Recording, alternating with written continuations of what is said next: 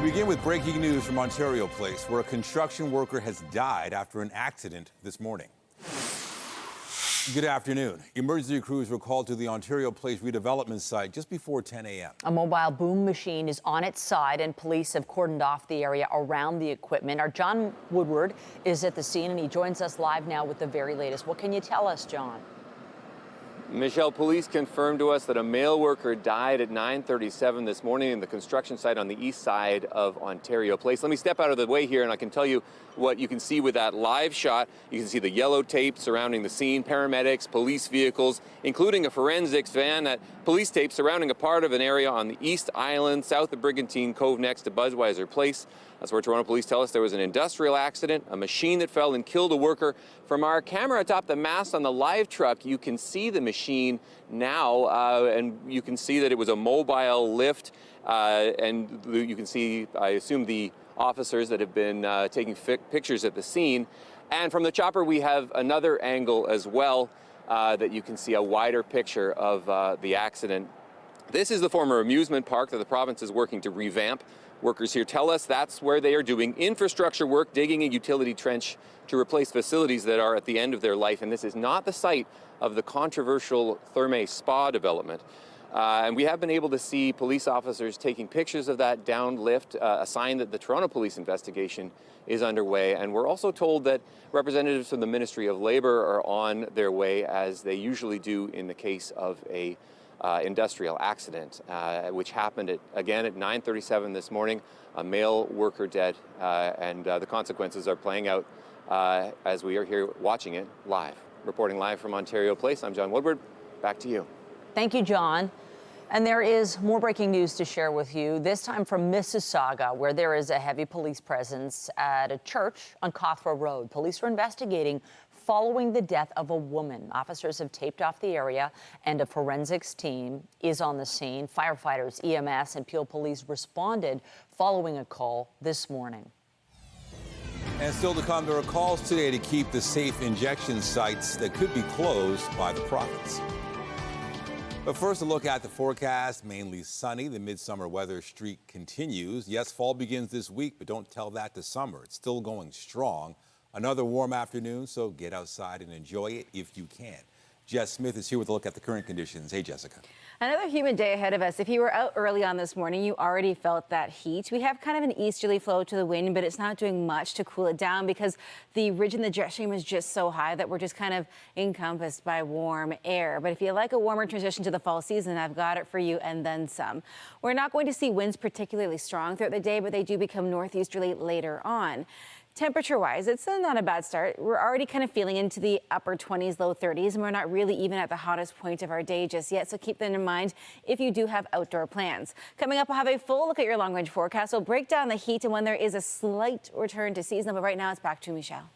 Thank you, Jess.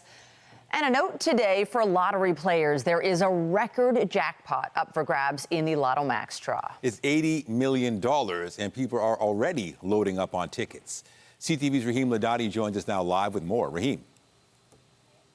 Nathan and Michelle, good afternoon. I tell you, I've quickly realized that just the dream of millions can do wonders when it comes to boosting people's mood. Everyone we've spoken with that's walked into this convenience store in Markham, they have a smile on their face and they have a big wish list ready to check off just in case their numbers are called. As the sound of Lady Luck rings through this convenience store in Markham, those buying a ticket today hope they too will be a big winner. I've prayed to the winning gods, and when I do win, it will be shared with the family and friends. I would pay off all my debts, take care of all my loved ones, and go to Jamaica. Tuesday night's jackpot is a record-breaking $80 million. But even if you don't hit that, there's also an estimated 18 max millions. I would have to pay off the mortgage first and then retire. While the dreams are big, the reality is the odds are small. A $5 ticket will get you 3 sets of 7 numbers. About one chance in 33 million. Well, if you pick someone just at random on the street, it's about 8 times more likely that that person will one day be the Prime Minister of Canada than it is that you're going to win that jackpot. However, that's not to say no one will win. Last month, Jennifer Stewart Flynn and her husband Kyle Murray hit the $70 million jackpot in Iroquois Falls. Went to the gas station to fuel up the car and got the ticket and put it on the fridge and kind of forgot about it till the next morning when a social media post from a friend told us that someone in the area won. Kyle bought the ticket while he was on the way to pick up his mother from the airport. She had flown in to help the couple who had just had a newborn. I realized that my kids are going to have a way different life than I had growing up. And that's the part that makes me most emotional, is because my kids are set and they will never have to wonder about anything. Life-changing money that anyone can win, but you have to play first. So we've talked about how slim the odds are, but how about this statistic? The last 6 Lotto Max jackpots have all come from winning tickets bought in Ontario. And tonight could be lucky number 7. Reporting live, I'm Raheem Ladani. Michelle, I'll send it back to you. Thank you, Raheem. Well, there's been an accident at the Long Branch GO station. A woman's been struck by a train along the platform. CTV's John Musselman joins us now live from the scene with more details. John. Well, Nathan, details are very limited at this point, but we'll show you some video this morning. We can tell you there is an investigation underway here at the Long Branch GO station. Now, just after 9 o'clock, the information we see from the CTV helicopters that investigators were concentrating on a backpack that was pulled off the track here at the GO station. Now, this was a very busy period. There was a lot of people on the platform. We don't know exactly yet any confirmed information about what may have happened here, but we're waiting for confirmation from police and from Metrolinx. But there was definitely some type of situation here involving a commuter on the westbound side of the tracks. When we get more information, we'll update this story when we can. Reporting live at the scene, I'm John Musselman. I'll send it back to you. The Trudeau Liberals have lost another seat in Parliament after a by-election in Montreal. The Bloc Québécois Louis-Philippe Sauvé beat Liberal Laura Palestini narrowly to win the riding of La Salle et Mont-Verdun. The riding had been Liberal since its creation in 2015 and was vacated by former Justice Minister David Lametti. It's the second seat lost by the Liberals this year after losing Toronto St. Paul's, which was a long-time Liberal riding to the Conservatives. Here's some reaction this morning to last night's result in Montreal. Well, first of all, I want to congratulate everyone who stepped up in putting their name on a ballot at a time where we know politics is a challenging moment. I also want to highlight the thousands upon thousands of volunteers who stepped out, lots for our party, but lots for other parties as well, to show that people are still very much engaged. At the same time, we need people to be more engaged. We need people to understand what's at stake in this upcoming election. Obviously, it would have been nicer to be able to win and hold Verdun, but there's more work to do, and we're going to stay focused on doing it. It is very interesting as a result. I would say not mainly for the English community, but very much for the English community. Here's a wonderful opportunity to get over some things which are repeated about Québécois, Bloc Québécois. Yves-François Blanchet says last night's victory is historic and all of Quebec will speak with a stronger voice in Ottawa. And in the Manitoba riding of Elmwood-Transcona, the NDP's Leila Dance garnered just over 48% of the vote to edge out her Conservative rival, Colin Reynolds, by 4 points. The Liberals' Ian McIntyre finished a distant third with just under 5% of the vote. CTV's Rachel Aiello joins us live from Ottawa to discuss last night's by-election results. Rachel, what's your take? Yeah, another fascinating day here in Ottawa, dissecting the results from these two by-elections that were so closely watched over the summer. Big tests for both the Prime Minister and NDP leader Jagmeet Singh. The main takeaway is, of course, the stunning defeat for the Liberals in downtown Montreal. What we heard this morning from the Prime Minister is he is resolute in moving forward. And also it struck me as well, we're getting some reaction from cabinet ministers speaking to reporters today, and they're all largely singing the same tune. They're saying, while this is not the outcome that they had hoped, they are just going to put their heads down and try to continue to communicate to Canadians what is at stake in the next general election. no real leadership whispers yet, as we did see after the Liberals lost Toronto St. Paul's back in June, but certainly not a good day for the Liberals. Better, for sure, for the Bloc. They have had a stunning turnaround in their political fortunes in the last couple weeks, from going to not really playing much of a role to then being able to take over, essentially, the balance of power once the NDP pulled out of their deal with the Liberals, and now to win this key riding. We heard from Blanchette this morning. He's feeling quite good about his political party's fortunes. Now, the Liberals, they may say, let's forge ahead, but that's 2 defeats in strongholds. What do you think this means going forward, especially with the potential threat of an election? So there's 2 really interesting dynamics at play here. One is this question of, in this more unstable minority parliament, are the Liberals able to go into a leadership race? If it is that the next election could come at any time, are Liberal Party members maybe thinking, I guess now we're stuck with Trudeau? The other thing that I'm curious to see is how the Liberals try to forge this path forward in the weeks ahead. They still say that they have things they need to get done for Canadians, and they're going to need to look to parties like the Bloc and NDP, who had a much better night last night, for support. So what are they going to put in the window? What more listening and reflecting on what Canadians are asking for could they do to turn things around? And how about the Conservatives? What are they saying about these results? So I'll be curious to hear where Conservative leader Pierre Poilievre goes in question period later today. In terms of the Montreal by-election, they were not really a contender. That was really a 3-way race between the Liberals, the Bloc, and the NDP. But over in Manitoba, the Conservatives were pushing hard, trying to sell Poilievre's pitch as a concern for workers' votes against the NDP. Obviously, the NDP came out on top in that race. So they did raise their margin of the vote in Manitoba. So certainly a smaller win for the Conservatives out of that race, but they're not coming back today with any more seats in the House. CTV's Rachel Aiello live for us in Ottawa the day after the by-elections. Appreciate it. Of course. Canada's inflation rate came in at 2% last month, finally hitting the Bank of Canada target after a long battle to rein in soaring prices. Stats Canada reports the Consumer Price Index rose 2% in August on a year-over-year basis. That was the slowest pace in more than 3 years. The deceleration was due in part to lower gas prices. The decrease was steeper than forecast and is likely to spark speculation about a larger interest rate cut from the central bank next month. There are questions about whether the changes could actually push prices for homes up. For a closer look at those new mortgage rules, here's CTV's Heather Wright.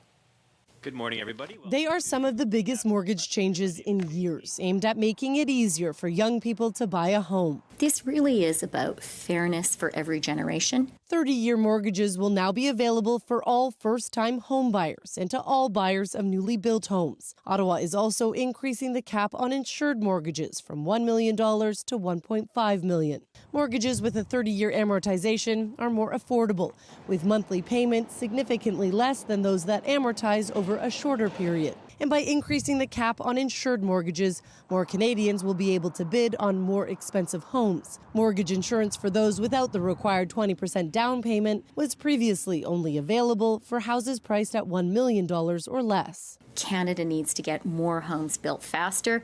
In order to get those homes built faster, more people need to be there buying them. While no one measure will solve the housing crisis, the Canadian Home Builders Association says these changes will help. These types of measures will start the ball rolling, start construction in some cases pretty quickly. Others will take a little bit longer. But with stress tests already in place that ensure buyers can still pay their debts if interest rates rise, some wonder how many Canadians these changes will actually help. It sounds good as a political announcement, but in practice with the stress test, how are the average Canadians going to actually qualify for these home purchase prices up to $1.5 million? The government is also pushing back against concerns these changes will cause home prices to rise even further. There's a fine line here that if you make the rules too loose, that you can get people into trouble and markets can overheat. But if the rules are too tight, then that's going to slow down new housing constructions. The federal government is aiming to get 4 million new homes built by 2031, an ambitious target that will need to see annual housing starts double. The changes will come into effect December 15th. Heather Wright, CTV News, Toronto. Hip-hop mogul Sean Diddy Combs is expected to appear in a New York court today. The appearance comes in the wake of his arrest yesterday after being indicted on unspecified federal charges. Combs was arrested late yesterday, roughly 6 months after federal authorities raided his homes in Miami and Los Angeles as part of a sex trafficking investigation. The indictment detailing the charges is expected to be unsealed today. Over the past year, Combs has been sued by a number of people who say he subjected them to physical or sexual abuse. He's denied many of those allegations. And CTV's Scott Hirsch joins us now to talk more about Diddy's latest legal problems. So let's start with what happened last night and today. What do you know about the arrest and the allegations? Nathan, here is the sweeping 14-page indictment. It was unsealed this morning as Sean Diddy Combs was in court with his lawyer. Once the biggest name in music, once one of the biggest names in pop culture, it really still is to this day. Now he is fighting for his own freedom. And just a short time ago, we heard from the U.S. Attorney from the Southern District of New York, Damian Williams, laying out these charges, laying out this indictment. And he was asked some specific questions about the charges, and they were, could there be any more charges? And he said he wouldn't rule anything out. There's nothing off the table. How many women were victimized was another question he was asked. He wouldn't give a specific number other than saying multiple. And it is clear the Southern District of New York does not want Sean Diddy Combs walking out of court today while they await trial. They are seeking pre-trial detention. So that is from the Southern District of New York just a short time ago, laying out these charges against Sean Diddy Combs. And if I can go through some of this indictment, this is what he is facing. The 54-year-old music mogul arrested last night in Manhattan and in court with his lawyer today to hear the charges as this indictment was unsealed. Combs is facing 3 criminal charges, including racketeering, conspiracy, sex trafficking by force, fraud or coercion, and transportation to engage in prostitution.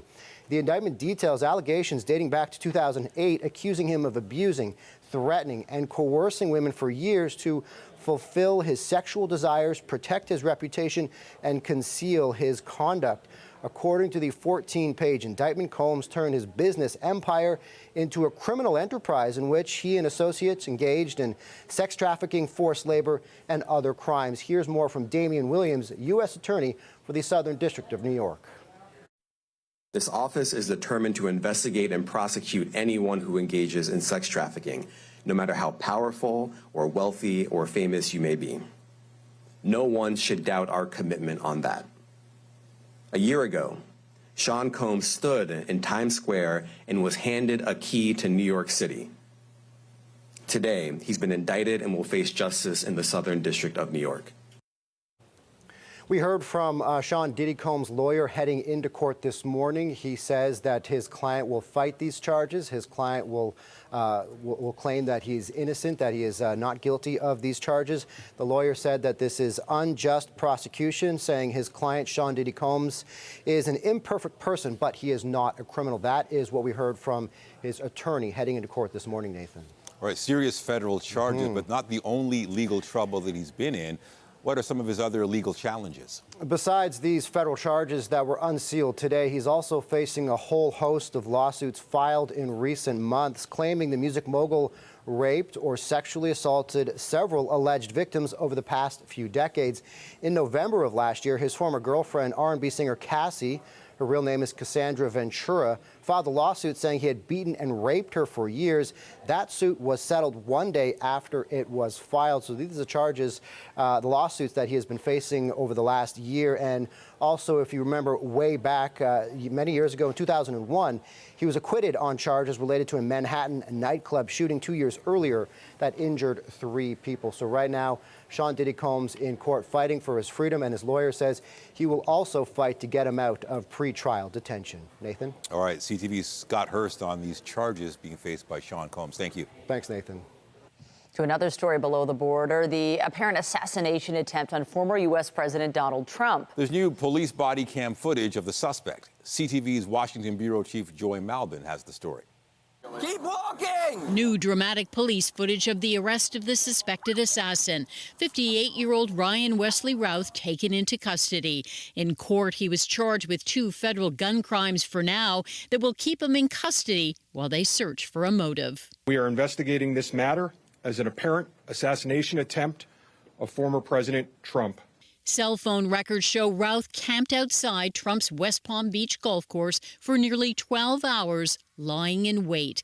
Armed with an assault-style rifle, a scope, digital camera, and food, his gun barrel was spotted poking out of the bushes by a Secret Service agent who opened fire before the gunman fled. What we did yesterday proves that the system can work. The suspect didn't even get close to getting a round off. Investigators say Trump was never in the line of sight, but his golf game was not on the schedule, raising questions. How did the suspect know to be there? He's a lone gunman. President Trump is that much safer because we have him. But if he's part of a conspiracy, then this whole thing really takes on a very ominous tone. Routh has a long criminal history involving weapons. 2 years ago, he supported Trump, but called him a disappointment. Passionate about the war in Ukraine, he traveled there to fight. We are sitting on the fence as far as whether good or evil is going to win. After a bullet grazed Trump's ear in Pennsylvania in July, he called for political unity, but now blames his opponent, Kamala Harris, and President Joe Biden for this new attempt on his life, saying because of this communist left rhetoric, the bullets are flying and it will only get worse. Both Harris and the president forcefully condemned political violence. In America, we resolve our differences peacefully at the ballot box, not at the end of a gun. Secret Service says Trump has already been receiving the highest level of protection since that first attempt on his life 9 weeks ago. And if the agency needs more help, President Biden is urging Congress to act. Joy Malvin, CTV News, Washington. Hundreds of handheld pagers exploded almost simultaneously across Lebanon and in parts of Syria today. At least 8 people were killed, including a girl and members of the militant group Hezbollah. The Iranian ambassador was also hurt. Officials pointed the fingers at Israel in what appeared to be a sophisticated remote attack that injured more than 2,700 people. The Israeli military declined to comment. The incidents took place amid heightened violence between Israel and Hezbollah, who've been engaged in cross-border attacks since the Gaza war began. There are concerns about plans by the province to close safe injection sites. Faith leaders say they are part of the solution and the supports are desperately needed. CTV's Queen's Park Bureau Chief Siobhan Morris joins us live with the latest. Siobhan. 244 faith leaders have signed a letter addressed to the Premier and his Minister of Health, begging them to reconsider. We heard from some of those faith leaders here at Queen's Park this morning. They talked about that plan that would see 10 of 17 supervised drug consumption sites in the province close. Those sites were singled out because they are within 200 meters of a school or a daycare center. The Premier says what's important here is keeping the community safe, but the faith leaders we heard from this morning say it really is important to keep all of the community safe. That includes our most vulnerable, who are dealing not only with addiction, but problems with mental health and also poverty. We heard from some of the leaders about what they're trying to accomplish with their letter, and also from someone who found one of these centers incredibly valuable in her fight against addiction. I'm hoping that perhaps if facts and figures and science and data have all failed, perhaps we have a chance to reach his humanity. It's a great place. Closing it down is going to kill a lot of people. Are going to die. It's going to be a crisis. It's going to be a lot of dead people. The government's new approach is to open up 19 heart hubs, they're calling them, that will offer many of the same services, though they won't do things like offer needle exchange or allow the use of drugs within their walls. The Minister of Health does hope to approve some of these sites by the end of the year. Reporting live, I'm Siobhan Morris. Michelle, back to you. Thank you, Siobhan.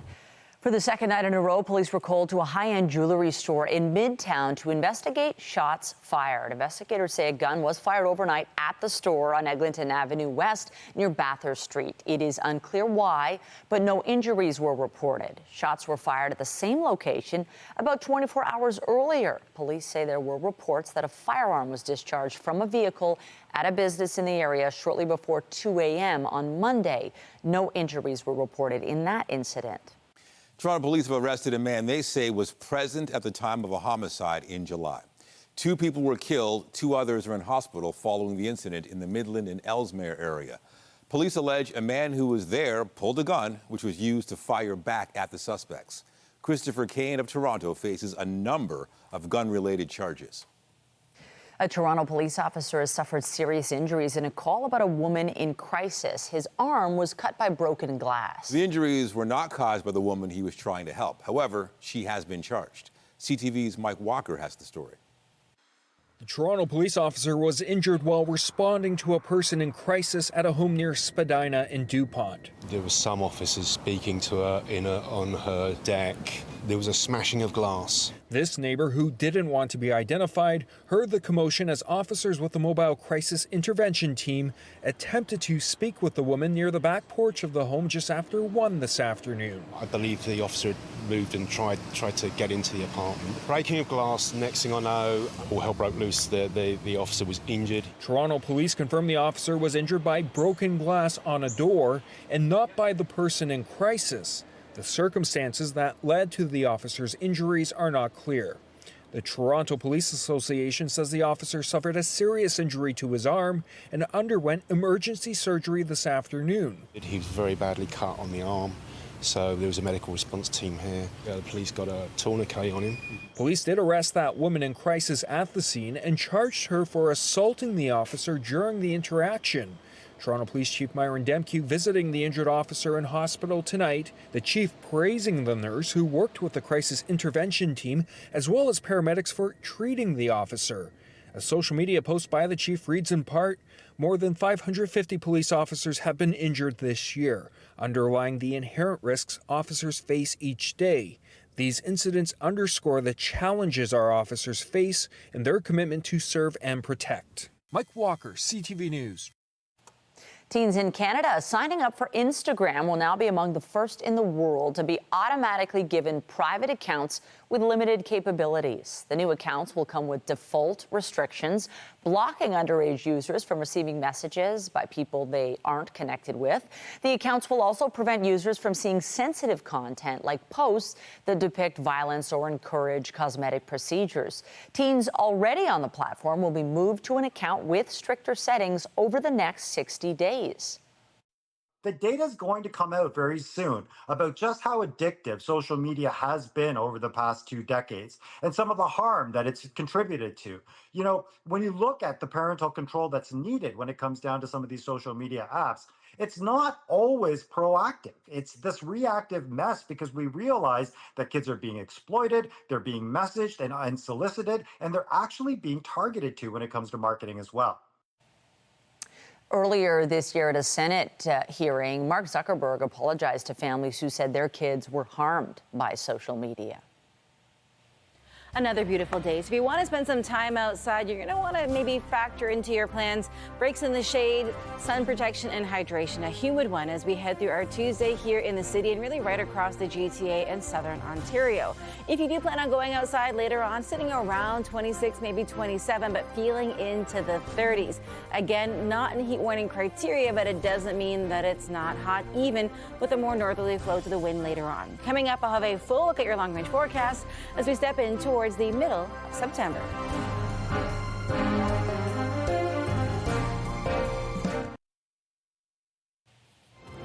Well, a hot start to the day, another sunny day. Summer is still here, baby, even though the countdown is on till fall this weekend. Yeah, hard to believe that fall is starting in a few days, but I can really get used to this summer-like weather. It's just great. You know, I don't hate it. We're still kind of cool-ish in the mornings, but we're getting to that midpoint of our day now where we're really feeling the heat and the humidity, and it's giving patio season. There's still people out on their boats, out on the water, and we're still really enjoying this kind of late surge of summer weather. We will eventually transition back to a more standard fall kind of forecast, but for now, we are holding on to all of that heat. Weather is brought to you by the Presler Law Firm. Injury lawyers you don't pay unless they win. Now, a beautiful and sunny start to the day. We're still dealing with a ton of high pressure, a little bit of cloud cover, a little light fog early on this morning, but it didn't last too long, and it was gorgeous if you were up early to catch the sunrise. Now, as we head throughout the rest of our afternoon, it stays warm. It stays really warm. Yesterday, if you were out, we had a bit of a light breeze. Today, the same. It doesn't do much to cool things down, but at least it provides some relief. As we head into the rest of our afternoon, temperature-wise, it only gets warmer. We're sitting at 25 now. It feels like 30. Everybody kind of holding on to those mid-20 temps, feeling into the low 30s, and we're not losing that heat really and truly until probably next week. And even then, it just kind of tiptoes back towards a more seasonal point. In towards this afternoon, we don't see too much of a change. We just get even warmer. And those humidex values, although they are hot, we don't quite get into heat warning criteria. Through Kingston, for example, it will feel like 35. Through Waterloo, it feels like 29. Through Niagara, feeling like 31. And we hold on to a lot of that warmth into this evening. We'll sit at 17. We should be at 11. And even though areas that are typically seeing single digits this time of year are warm, we're still not record-breaking when it comes to warm. So that's maybe a good thing. There's not much in the way of active weather. We're kind of seeing the leading edge of that system sitting south of the border. For us, it stays as cloud. If you're traveling anywhere south, it's going to obviously follow as rain, but we are holding on to high pressure, keeping that at bay, so we really don't get impacted by it, but we will see the cloud cover more so later today and into our Wednesday. So maybe a break from that kind of beating sun as we head throughout that midpoint of the week. But for the rest of our afternoon, honestly, it's not so bad. We're looking at a really beautiful Tuesday ahead of us. A few light clouds out there into the evening, and that carries us through the overnight. Again, the bulk of that system stays way south of the border, but the leading edge of it is that cloud cover, and that's what we get as we head in towards our Wednesday. Not a terrible day. We're looking at a bit of a sunnier afternoon, but in the morning it will be a little bit cloudy out there. And then through Thursday, it's just back to being super nice. So we hold on to this heat really as we head in towards the end of the week. We kick off the fall equinox on Sunday, and there really isn't too much of a temperature shift. We're holding on in that mid-20 point, feeling into the 30s through today, through tomorrow, into our Thursday and Friday as well. Slight, like a pinch of a cool down as we head in towards our Saturday and Sunday. Sunday kicking off the fall equinox, and then getting into Monday, the chance of a little scattered shower activity that will eventually cool us down. Nathan, Michelle, send things back over to you. Thank you, Jess. Well, the conditions are great. It'll be worth looking skyward tonight in the hopes of catching a special celestial event. There will be a partial lunar eclipse. This happens when the Earth passes between the sun and the moon, casting a shadow that darkens part of the moon. And since the moon will inch closer to Earth, it will appear a bit larger in the sky. The eclipse begins around 10:13 and will be at its maximum at 10:44 tonight. No special eye protection is needed. Still to come, beware of scams that are increasingly coming by text and email. CTV's Pat Foran will have the details.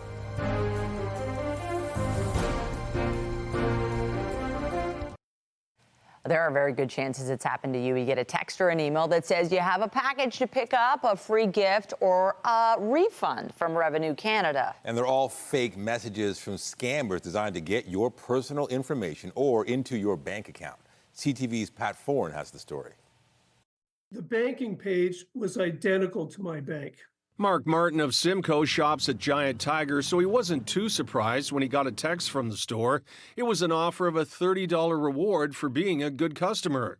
And I clicked on the link, and it took me to a page that said it was a customer appreciation reward they were going to give people. Martin says the money was to come as an e-transfer, but he became concerned when the link took him to a website that asked for his banking information. When they get down to asking for your personal information and banking information, there's the red flag right there. Giant Tiger told CTV News there are fraudulent scams impersonating trusted retail brands. The message this customer received is not from Giant Tiger. Legitimate promotions, contests, and offers from Giant Tiger will always be cross-posted to our website. There's an awful lot of very strange text messages coming in as well, which are also tied to scam activity. Cybersecurity experts say criminals are flooding your inbox with scam texts, pretending to be with your bank, Canada Post, the 407 toll highway, and Revenue Canada claiming you're owed money. Scammers are hoping you'll enter your personal information or banking details. They may hack your account right away or wait and use the information to steal your identity. If you get an email for a deal that seems impossible or a giveaway that seems too good to be true, it almost definitely is. And bad guys are sitting behind it, trying to do something nefarious.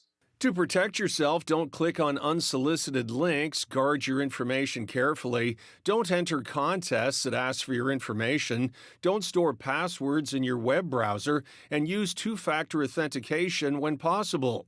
Martin is glad he didn't get caught in a scam and wanted to warn others. If you're not expecting it, just dump it and block it. It's not worth it. They're going to take all of your money. Pat Foran, CTV News. Now to the inquiry into the Titan submersible disaster. 5 people died at the Titanic wreck site 15 months ago. The final text message from the doomed sub has been revealed. CTV's Paul Hollingsworth reports.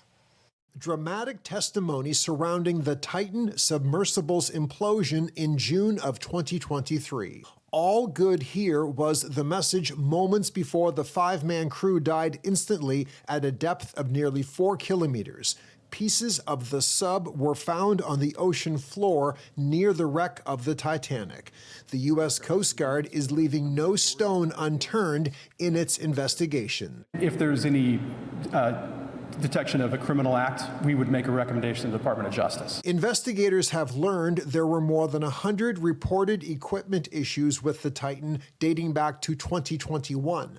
The former engineering director said OceanGate CEO Stockton Rush, who was killed in the implosion, refused to listen to concerns. They wanted me to be the pilot that runs the Titanic missions. And I told them I'm not getting in it.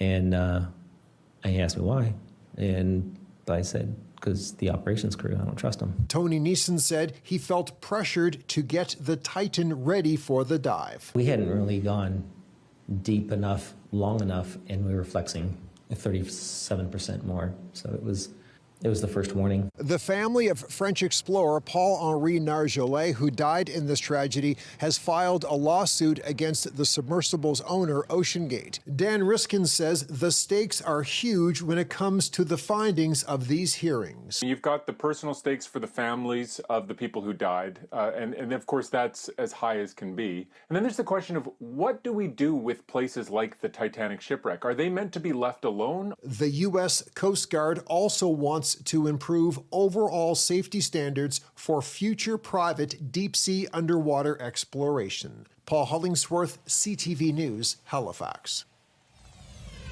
A major milestone on the inflation front. It is easing and stocks are trading higher. We'll have all the details in business. Get Toronto's top stories, breaking news alerts, and watch live. Download the CTV News app. We have some good news for Canadian borrowers. Inflation is down again. Andrew Bell of BNN Bloomberg brings us the latest in business. Hello there. Here are your business headlines. Inflation in Canada has dropped to the slowest since early 2021, keeping the door open for bigger interest rate cuts by the Bank of Canada. In August, the Consumer Price Index was up just 2% from a year ago, returning to the bank's target. For Andrew DeCapua, senior economist at the Canadian Chamber of Commerce, this is, quote, a milestone we've all been waiting for. Bank of Canada watchers are speculating that Governor Tiff Macklem will go for a big 0.5 percentage point cut on October 23rd to support the economy. Canadian stocks traded at a new record high, lifted by energy and financial shares. Toronto's benchmark index topped 23,740 as insurers IA Financial and Great-West Lifeco hit new all-time highs. CIBC also traded at a new record. Energy led the gains as crude edged higher to trade just below $71 US a barrel, with a chunk of U.S. production offline due to Hurricane Francine. And finally, Bloomberg says the agricultural weed killer market, worth tens of billions of dollars per year, is under threat from artificial intelligence. New sprayers with AI-powered cameras can target invasive plants while avoiding the cash crops and also avoiding the need to drench fields. It could mean a big shift for chemical sellers Bayer and BASF. Deere & Company is in the second year of selling a top-of-the-line crop sprayer that it says can cut chemical applications by as much as 77% using AI and machine learning. That's the latest in business. I'm Andrew Bell of BNN Bloomberg. The Toronto International Film Festival is going ahead with plans to screen the documentary Russians at War. The festival suspended screenings of the film after protests from Ukrainian officials and community groups who labeled the film Russian propaganda. The first-person documentary from Russian-Canadian filmmaker Anastasia Trifimova follows Russian soldiers and medics on the front lines of Russia's invasion of Ukraine. The festival itself wrapped up on Sunday. Disappointing news for fans of the band Jane's Addiction. Their Toronto show, planned for tomorrow, has been canceled along with the rest of their tour.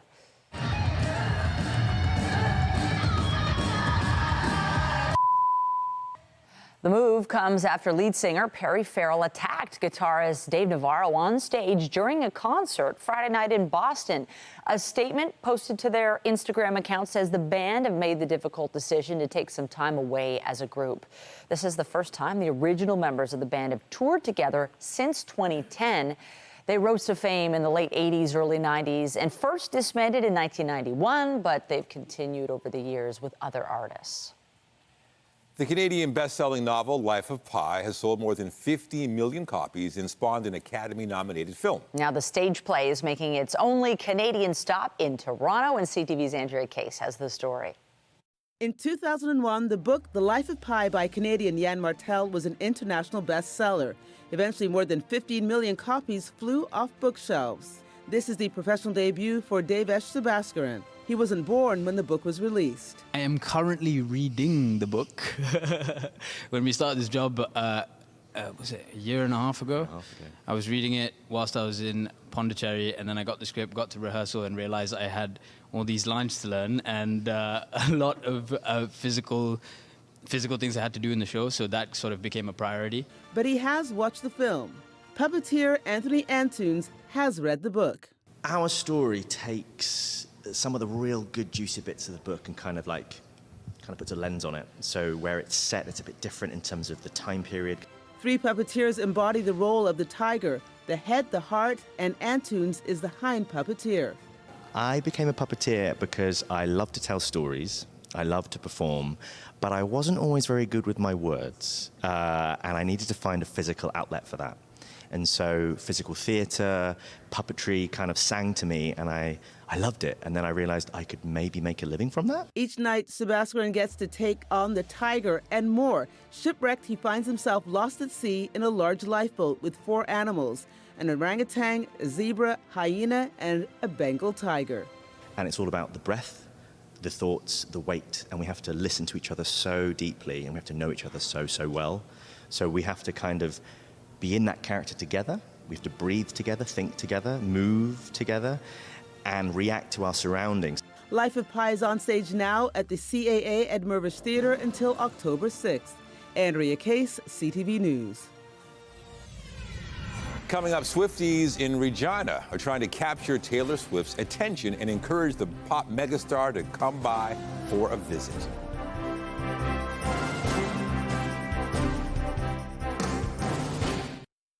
Swifties in Saskatchewan have broken a world record. They're hoping to catch the attention of the in-demand global superstar as she continues her Eras tour. CTV's Allison Bamford reports on their plea. What started as a small idea strung together inside Holly Andrus's apartment. These ones were cute too. Stretched into the largest friendship bracelet ever made. I have a lot of ideas that some of them land, some of them don't. But this one did, landing end zone to end zone across this football field. It's thousands, if not tens of thousands of bracelets, if not hundreds of thousands. Colorful messages woven into a world record. The more than 1,200-meter long bracelet smashing the previous record of 852, all to catch one person's attention. They're works of art. It's a literal mosaic or a love letter to Taylor Swift, and I think that is so cool. Trading friendship bracelets is a staple at every Taylor Swift concert. Making this one took all summer and an army of Swifties. I like making bracelets, and I want to make this a real record. I was like, if this is going to be a world record, I better put my contributions in. All part of the push to get Swift back to Saskatchewan, as they say, a province-wide movement sparked by local radio hosts earlier this year. She could surprise everyone and come visit. On top of the world record, the radio station is donating $100 for every meter of bracelet to the local food bank, a cause close to the singer's heart. We know Taylor Swift does that at each Eras stop. She makes a significant donation. But somewhere in the process, the bracelet took on an even deeper meaning. To find those pockets of time where you can just sit and create and sing your songs and be with people that you love and care about and you have fun with, like, that's medicine. An invisible string tying friends, families, and fans all together. Allison Bamford, CTV News, Regina. Hopefully Taylor Swift's watching, maybe? You never know. Wow, it's just a matter of months. She'll be in Toronto. And the weather will, I'm sure, be not as nice. Not but as you nice. know what? We'll enjoy the nice sunshine that we have for now, and hopefully a great forecast for when Miss Swift comes through the city. But for now, it is beautiful outside. We're holding on to this kind of warm trend that we've really settled into quite nicely, and it's not going anywhere. Really, not a whole lot going on in the satellite radar picture, but we do have a higher UV index this afternoon, so just keep that in mind. Sitting at 25 right now, still feeling like 30. It's still really hot, really right across southern portions of the province as we step into that second half of our day. Getting into the end of the week, though, it starts to kind of cool down as we approach the start of fall. I'll take it. Thank you, Jess. And that is CTV News at noon. Remember, you can get Toronto's breaking news all day long on CP24 and at our website, ctvnewstoronto.ca. For Jessica Smith and the whole team here, have a wonderful afternoon. I'm Michelle Dubé. And I'm Nathan Downer. Be sure to join us later for CTV News at 5 and 6. Have a great afternoon.